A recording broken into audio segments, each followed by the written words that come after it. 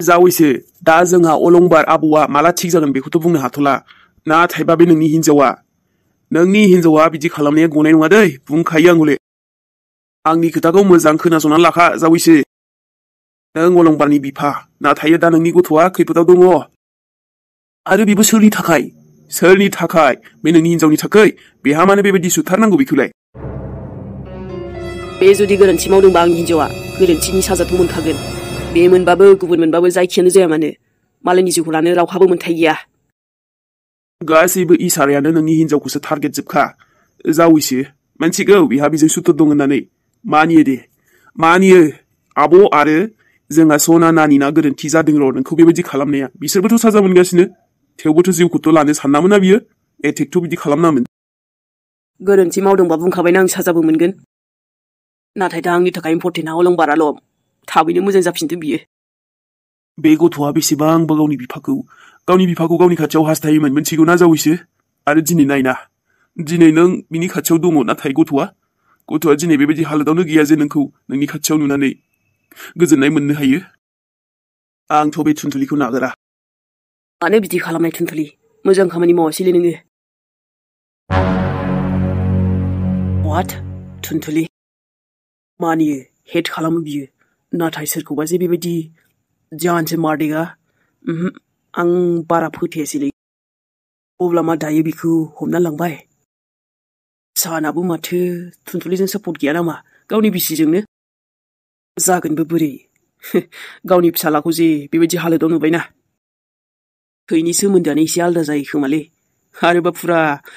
emotional शकआवसो दंहैयो खोमा दां वेट अब्लाबो आङो दायो थुनथुलिजों खेबसे लोगो हमनो थांनांगोन थानायाव मादि सिचुएसनाव दङ बेचारि माबा दासान्दि थुनथुलिनि लाइफआव प्रब्लेमानो जोबला नामालै एसे खबर लानो थांनो थेवबो समानो बेहायनो थांजोबो दा बेखौ रोगाजोबनो हाबासो मारा होखांजोबबासो मोजां मोनसिगोन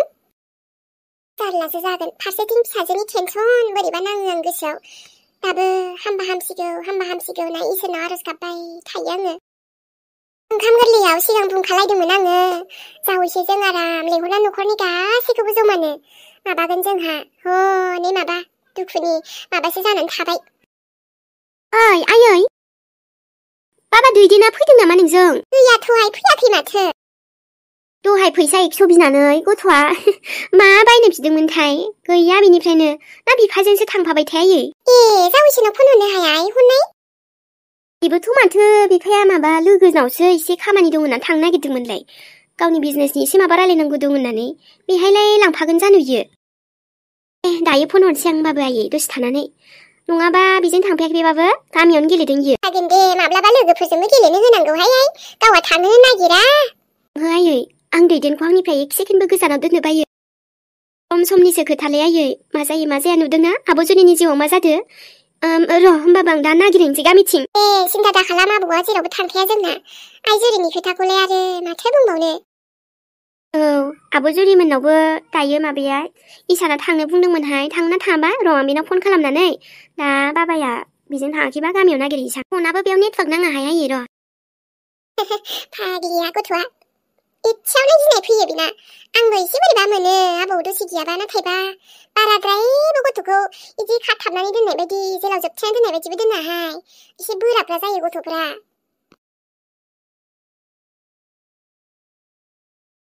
आरे लक्ष्मण नों बहाबा थांनो ओंखारदों औलै एसे खामानि ओंखारलायबाय माने सासे लोगोआ एसे फासिनानै दङलै बे एटेकखौ थुनथुलिया खालामनो हायालै ओमफ्राय माथो सानखौबो हस्पिटालाव आं होननाय खोनाबाय थादो थुनथुलिखौसो इदि आंनो जे फट' हरदों बेथ' थुनथुलिनिसो बिनिफ्राय हस्पिटालावबो थांबाय बेहायबो साना बेफोरबायदिसो बुंनाय खोनाबाय जारलालै खेबसे आङो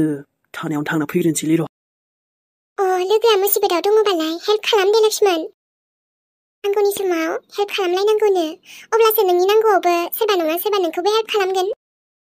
बेनोथ' जाहैबाय अखाफोर ओमफ्राय नोंसिनिथिं फैनायखाय नोंखौ दसे ओरैनो लिंहरबायलां जेबो नङा आं एम्फौनि थाखाय बिलाइसो लायनो ओंखारखादोंमोन नोङो जोंनाव साहा लोंलांदो बिदिबा आं फुदुंहैनोसै गाइखेर एसे दोननाय दङमोन नांथ'लालै ओमफ्राय आं सोंनोसो नंदोंमोन आरोना नोंनाव न'आव गासिबो दासान्दि थिगैनो दङ ना जेबो उसुबिदाथ' गैथ'वा बिदिनोसै साबजोबनो हेलौ सनामोन माबोरै दङ आं दिनैसो नुजाफैनो हाबाय बेनिफ्रायथ' लोगोफोर मा बुंबावनो गगाबो जि मोनसोदों एकदम बोरैबा नांजोब्बाय आरोना भइसखौबो होनो थेवबो होसाबथारबाय आङो नोंथांमोनहा गाराङावबो हमनो हाखागोन लोगोफोर जा गगा मोननानै दङ ओमफ्राय हामथ'वाखै आरोना बेनिफ्राय भिडिअ'आथ' बिदिनो जाबजोबसै सोरबा सोरबा बरिंबो मोनबाय होनलायलांदों थेवबो लाबोबायानो थागोन आं लोगोफोर नाथायबा माबा मोनसे प्रब्लेम जाबानो बरिं होननानै बुंहरबालाय बोरै जानो दिनै माबा समाव माखौबा लाबोनो गोसो गैयाबाबो होनांगौ जायो लोगोफोर उफाय नट स्ट'रिसो जाहैबाय नालाय बे मोनसे नङा होमबा माबा मोनसे प्रब्लेम फैयोबानो आं कमेन्ट नुनो मोनो बरिं मोनबाय बेफोरबायदि खालामबा बरिं नाङो नायनो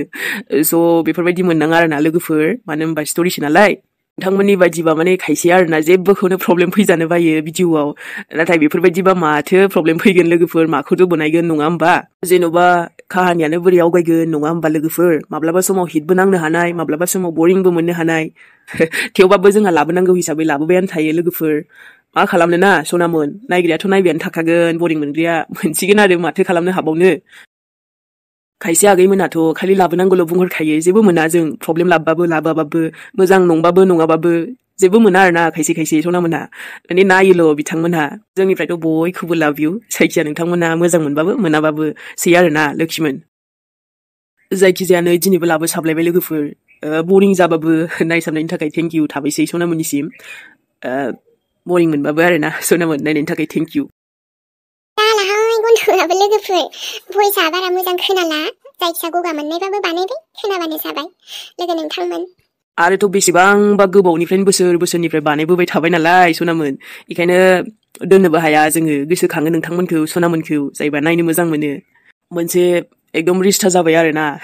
ओरैबायदि रिस्टा माने गारनो हायै बायदि हुदा जालांबाय नोंथांमोननिबो जोङो माने सानसे नुवाबा रायलायनो मोनाबा नोंथांमोननि सेराव नुजाफैनो मोनाबा बोरैबा नाङो आरोना लाइक जोंनि फेमिलियानो जाबायसै सनामोना जाबाना जाबाबो नायसाबदोल'हाय लोगोफोर ना दे जाबजोब्बायबाबो अब्लाना आंबो थांसैलै मालाबा फैफिनसैलाय आं उनाव फन हरसै जागोन दे लक्ष्मण नांगौनि समाव लोगोखौबो हेल्प खालामो जोबोद मोजां गोसो गुवार गोसो बेफोरबायदिनो जानांगौ गोसोफोरा एकदम स्रां स्रिं आरो न' रावनिबो थाखाय जेबो माबा गाज्रि साननाय हनाय बेफोरबायदि गैयि नांगौनि समाव बयखौबो हेल्प खालामनाय रांजों हेल्प खालामनो हायाबाबो माने रायलायनायजों आरोना दसे सम मोजां नाङो आंनि प्रब्लेमावबो आं जुदि सोरजोंबा बेफोरबायदि गोसोनि खोथाखौ शेयार खालामबाना जायखि खर'आव जेनिखि टेनसन थाया मानोलै मेम आं न'आव थांनो मोनसिगोन औ नाथाय बेफोरो आंनि सायावथ' माने अलंबारजों केस जादोंमोन ना बेफोरो नोंनि केसाथ' दाबो सल्भ जाजोबाखै थेवबो दा नोङो अब्लाबो नोंनि केसखौ लानानै आं रायलायखाबाय थुनथुलि बिथांनि थाखायनो दायो नों न'आव थांनो मोनसिगोन आरो लक्ष्मण नों औ थुनथुलि आङो नोंनि फारसे आं गासैखौबो मिथिजोबखाबाय बेखायनो नैबे उकिल सारखौबो लानानै फैखाबाय आङो जाथायनि सायाव जों सावरायखाबाय मोजाङैनो नोंथाङा बारा टेनसन लानो नाङा नोंनि केसखौ नैबे बिथां सारानो नायसिगोन थुनथुलि नाथाय लक्ष्मण नों आंखौ मानो हेल्प खालामनो सानदों ना गुदि मोनथियो बिजौ मिन्थियो नोङो आंनि जानानै नों आंखौ बरननो फैदों औ थुनथुलि मानोना आंहा फोथायनाय दं बे केसाव नोंनि जेबो दाय गैयालै आरो नों जानोनो हाखाया रिबा मोनसेथ' नों लक्ष्मण जाय माने आं नोंखौ सैखारा थेवबो नों दिनै आंखौ बाहाय नांगौनि समाव फैदों आरो मोनसे सान जाय मेगनजों जा नुदों बेखौल' नंगौ साननानै आंखौसो गाज्रि मोनबाय दोङो गावनि फिसालाखौ बुथारदों मादोंनो जेबो जिंगा दासि थुनथुलि थुग्रोदो दायो न'आव थांनो मोनथ'सिगोन नोङो आच्छा बाखि माबा आद्रा थानायफोरखौ आङो फुरा खालामना फैग्रोनोसै नोंसोरो रायलायथ'बानो जाबाय जागोन सार गासैखौबो मोजाङैनो हेन्डेल खालामदो अके सिन्था दा खालाम नोंसोरो बाखि नोंथाङा जेबो दाय मावमाराखैबा जेबो गिनांगौ खोथा गैया गासैबो थिग जागोन फोथायनाय लाखि सार आंखौ सोरबा फानदायनोसो सानदों आंहा बेयाव जेबो दाय गैया आरोथ' बे माबाखौबो आं सुथाराखै गथ'खौबो दायो गथ'आ मायबा थैहां अबस्था नङा बियो सिरियास जानानै दोङो ना मायो थेवबो आंनि जेबो दाय गैया बे गथ'आ जेब्ला थांखांगोन ना अब्लानो मोनथिगोन गासैबो सैथोखौ बाखिथ' आरो सिसि केमेरायावबो जेबो प्रुफ मोनासै ना अब्लाबो आं बुङो आं जेबो दाय मावाखै बेफोर बे साननि थाखायनो जाजोबदों नङाबा आं दिनै बेफोरबायदि माबायावनो गोग्लैनायबो नंबावासोमोन बेनो आंखौल' आसि थुनानै बुंबाय दङ अके आं रायलायना फैग्रोनो सारजों नोंथांमोनहा रायलायथ'दो दसे साल्ला सान नायबाय दं दै आं नोंखौ नायबाय दं बा आंखौ खेबसेबो लोगो हमनोबो फैयाखैलै बियो ओमफ्राय जायखिजाया लक्ष्मण थेंक इउ सो माच खमसे खम नोंथ' आंखौ आंनि जेबो जायाबाबो फैनो र' माने सिगां बे सना मेडाम मोननावनो आङो ड्राइभारनिबो खामानि मावदोंमोनथ' स' बेहायनो सासे लोगोआ फन खालामनानै आंखौ खोन्थादों आरोना गासिबो जाथायखौ आं खामानि मावनायाथ' सिगाङावनो गारबाय बिसिनाव थेवबो मोनथिजोबदों आं फुरा फोथायनाय दंखायो थुनथुलि मा नों आंखौ एसेबां फोथायलायो आरो न' लक्ष्मण आंथ' नोंखौ एसेबो सैनोनो थाङा जेबो नङा दे थुनथुलि बाट आं सानदों आरोना नोंखौ सोरबा फासायनोसो नागिरखाथारदों बियो सना मेडाम मोनना बिमानाबो फिसाजोनाबो मेल्ला सुथुर दंलै बिसिना खुनु बिसास गैया आरोथ' बे अलंबारनाव जे एटेक जादोंना बेखौबो सोरबा एकदम सानै हयैसो खालामखानाय बियो नोंखौबो बेयाव थांगोन होनना खबर मोननानैसो दंबाय दंमोन बियो ओमफ्राय जेबो गिनांगौनि गैया बाखिथ' नोंबो मिन्थिखायोना माखासे आयेननि माबाफोरखौ बे साराबो उकिल साराबो बिराद माने केसखौ देरहादों आरोना सिगाङाव मेल्ला देरहानाय दंबोयो रेकर्ड बेखायनो नोंनि केसखौबो एसे देरहागोन बायदि दङ आरोना बेफोर जेबो नङा र' नाथाय आंथ' जुदि नों फैयामोनब्लाबो बिनिफ्राय ओंखारखागौमोन जेरैखि जायाबाबो मोनसे होननायावनो दङना थुनथुलि मानसि मोजांना सुथुरानो जोबनो थाङालै गाज्रिनिफ्राय बांसिनसो जायो मानसि मोजांनि सुथुरा एबा नांगौनि समाव सुथुरासो खामानि फैयो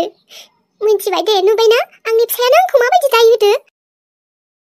बिफा नालाय एखायनो एसे इमसनेल जानानै बोरैबा नांदों खोमा दे इनिफ्राय बाखिथ'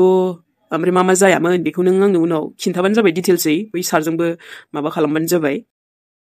मोजाङै सावरायलायदो बाखि जेबो नङा थुनथुलि टेनसन जाला नोंनि खिलाफ इदिबो सबुत मोनथाराखैना बिसोर बेखायनो दायो हगारनांगौ गोनां जागोन बेनोथ' आरोलै मोनखायाखैबा सोरबा थाखुमानानै दोनखाथारोमोन बे न'आवनो आंखौसो थांनानै आंनो मानोथो थांफ्लाङा बेनो आंनि गोरोन्थि जाबाय दायो न'आव थांग्रोनो हासिगोनदां जोङो थुनथुलि थानोबा बे जायगायाव थोदो लक्ष्मण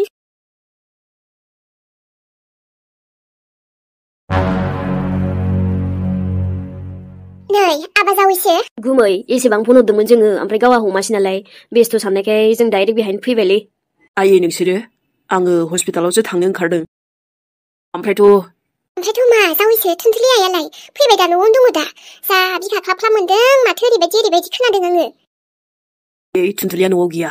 न'आव गैया माने अबायथो दङ बेलाय माथो बे सनानि फिसालाखौबो सोरबा सुथारदों ना मादों बोरैबा बुंहरदोंमोनलाय खें मोनदां फैथारबाय आं खबर लानो होननानै गुमै हरफिनबाय थादोंमोन दा आब'नोबो ओमफ्राय आब'आ खेबसे हमबाय खेबसे रायलायबाय गैया बेनो गैया आयै बे सनानि फिसालाखौ आरो रावबो नङा अलंबारखौ नोंसाजोसो सुथारदों मा नोंनि नोंसाजोआ सासे मानसि बुथारनो हालायग्रा आयै मिथिबाय जावैसो लोंनानै लादों नामा फेनानै दं नामा मानसियालाय हो नोङो एसेबो थाल गैलायै खोथा बुंदों आंनि फिसाजा मानो बिदि खालामनांगौ हो माबा मोनसे मिस्टेक जादों खोमा गुमै नोंलाय बोरै आब'खौ बिदि होननो हाखो दे आं लोंनानै लायाखै आयै मोनथिगौ नोंसोरो रावबो फसाया होननानै अलंबारखौ सनामोनखौ सनानि फेमिलिखौ नाथाय थुनथुलियाबो बिदि खालाम मोन्थाय गैयामोन ना मानो बुथारा बे गथ'खौ मानो बुथारनो साना बियो दा मोनथिगौ बे गथ'आ बेसेबां सिरियासआव दङ एकदम दिगदार जागोनहाय जावैसो जानला मानला मोनदों होननानै बुंनो हाय नोङो आरे नोंनि हिन्जावखौनो नों फोथायालासे बे गथ'नि थाखायनो आंनि फिसाजोखौसो दाय होबाय आयै नैबे आंनि मेगनजोंनो नुदों आंनि मेगननि सेरावनो थुनथुलिया सुथारदों अलंबारखौ आंनो दंहैयोमोन आखायाव हाथियार थै आरो माथो सबुत नांबावगौ सेराव अलंबारा बेफोरबायदि हालोदाव थुनथुलि मा नांबावगौ आरो सबुत आयै आंनि आइ थुनथुलिया बिदि खालामनो हायो होनदा हायो नङा आयै खालामबाय नायनाय बे गथ'आ बेसेबां सिरियासआव दङ दायो आरो थुनथुलिया बेयाव गैया न'आव जों पुलिस थानायावसो दंहैयो गथ'आ रावबो गैयिखायनो दा फायदा उथायनानै सुथारबाय थुनथुलिया गावनि रागाखौ कन्ट्रल खालामनो हायाखै मोनथिगौब्रा आङो रागा जोङो होननानै थेवबो बिदि खालाम मा दरखारमोन बिहा बिदिबा आइ थुनथुलिया हजों थानायाव पुलिसजोंसो दंहैयो आरो जावैसो नोङो आइ थुनथुलिजों थांनो नागारै बे नंखाय गथ'जोंसो दंहैबावो गथ'नि हालोदा बिदि बोरै जानाय थुनथुलिनि थाखाय जायाखै अब्ला आं मानो थाङा थांगोन आङो जावैसो सिगाङावनो बुंखाथारदोंमोन आं आइ थुनथुलिजों आरो बे गथ' आरो बिनि बिमा बिसोरजों जेबो बिदि दावराव जानो मोना जेबो जाथाय जानो मोननाय नङा होननानै नाथाय दिनै नुबायना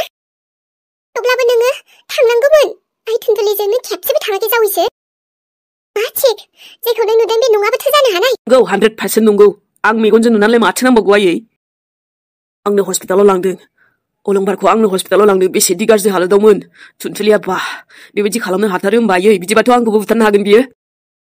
मानसि बुथारग्रासो नोंनि नोंसाजोआ सासे आवैसो दा बुंबाय आरो बुंनांला दै बेफोरबायदिनो नाव आथिं हमबाबो हो